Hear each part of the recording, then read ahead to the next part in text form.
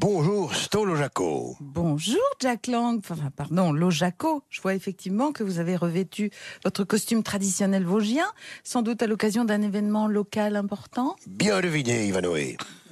Évidemment, quand j'enfile mon gilet en peau de vache, quand j'ose mes sabots bourrés de paille, ce n'est pas pour rien. Depuis des mois, oui, des mois, je le dis dans mon fief de Saint-Dié-des-Vosges, je prépare, dans le plus grand secret, un hommage à Star Wars. Continue de faire un carton, Gaston. Et quel genre d'hommage préparez-vous à Saint-Dié, Lojaco? Ce sera sous la forme d'une grande parade que je qualifierai d'intergalactique et que j'ai intitulée Munster Wars. Munster Wars? Oui, Munster Wars. Mieux qu'un son et lumière, ce spectacle sera un show en odorama. Lumière, son et odeur, un concept festif, inédit et formidablement innovant qui plongera les spectateurs au cœur de l'action.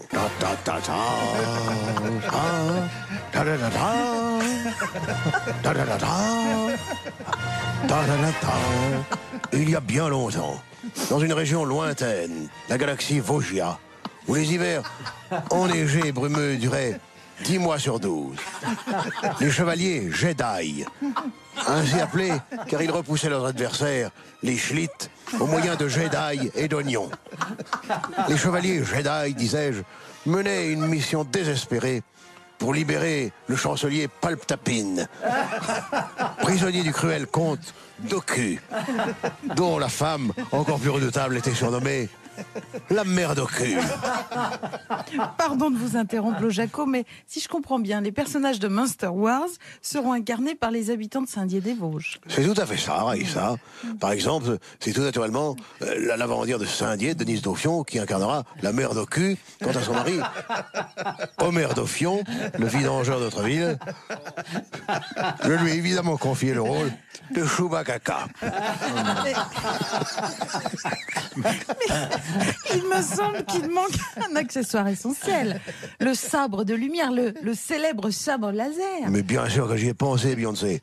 Pour incarner le sabre de lumière, j'ai convaincu Loknaki, que vous connaissez, je crois. Ah bah oui, le Loknaki, j'adore. L'homme saucisse. Et alors? J'ai convaincu l'homme saucisse de se faire peindre le corps en vert fluo. Et quand Dark Vadiode, vécu de son armure respiratoire, le fait tournoyer au-dessus de sa tête en le tenant par les pieds, l'effet est saisissant aussi. Oui, oui, sans doute. Et vous pouvez nous donner des précisions sur le scénario de Munster Wars, Lojaco, peut-être? Sans vouloir dévoiler complètement l'intrigue, ce serait dommage, Rodrigue. Je peux vous dire que cette dure lutte consiste pour les chevaliers du Jedi, comme pour leurs ennemis, les Schlitts, à vouloir s'emparer à tout prix du pouvoir de la farce. Le pouvoir de la farce. Oui, la farce. Oui. Un hachis revigorant à base de chair à saucisse du Val d'Ajol, de farine de gland et de Munster fondu. D'où le titre de cette saga, Munster Wars. Qui détient la farce, détient le pouvoir. Ah ben oui, je comprends mieux, oui. Et permettez-moi, une fois encore, de saluer l'enthousiasme de mes chers déodaciens, qui pour l'occasion ont largement répondu présent. À commencer par notre fromager, Jean-Luc Lacroute, qui incarnera Luke Skymaster, qui sera le héros de nombreuses missions périlleuses, comme celle où il retourne parmi les siens sur la planète Tatooine. La planète Tatooine, pour tenter d'arracher à son ami Han Solo de Mandoline aux griffes de l'ignoble Tupu. Un charcutier de l'espace, réputé pour ses andouilles laser à l'odeur mortifère. Je suppose que Luke Skymaster a des mentors. Ah bah bien sûr, il a 2 maîtres en effet, Yoda Audacien et Obi-Wan Kenobi. Obi-Wan Kenobi.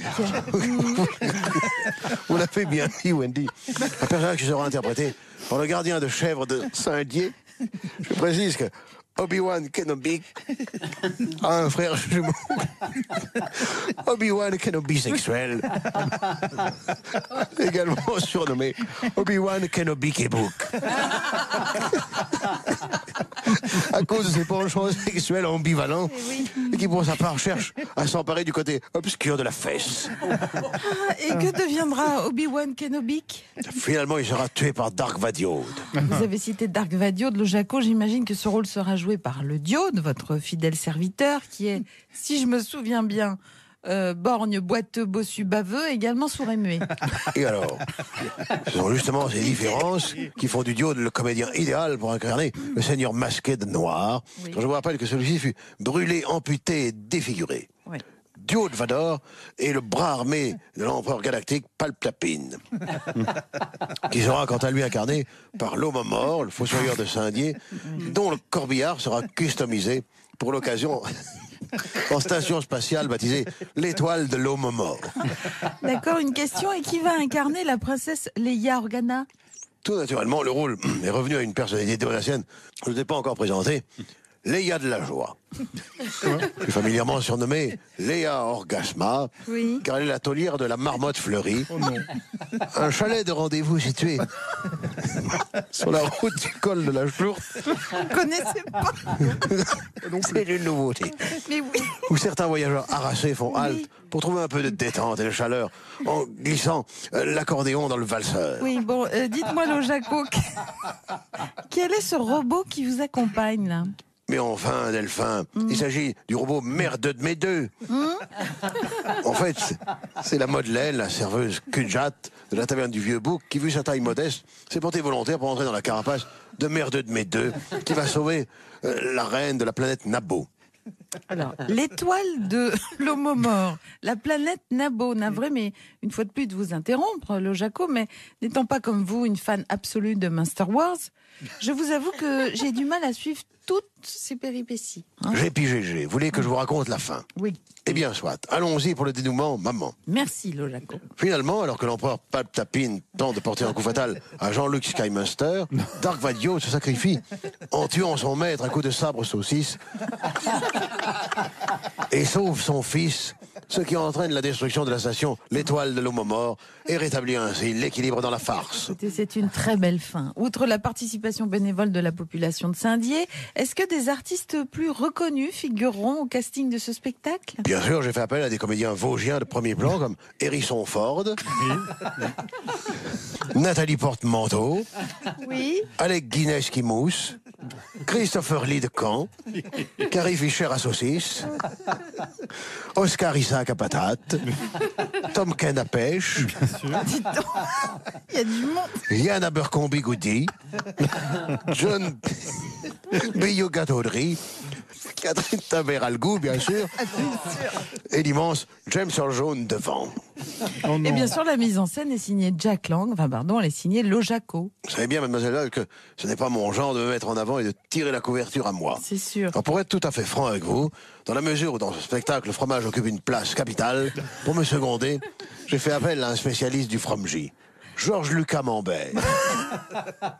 Quant à la musique, elle sera composée par Jones devant, Williams derrière, mais aussi notre grand compositeur Alexandre Desplat de fromage. Merci pour toutes ces précisions, Lojaco. Il n'y a pas de quoi, Jamiroquai.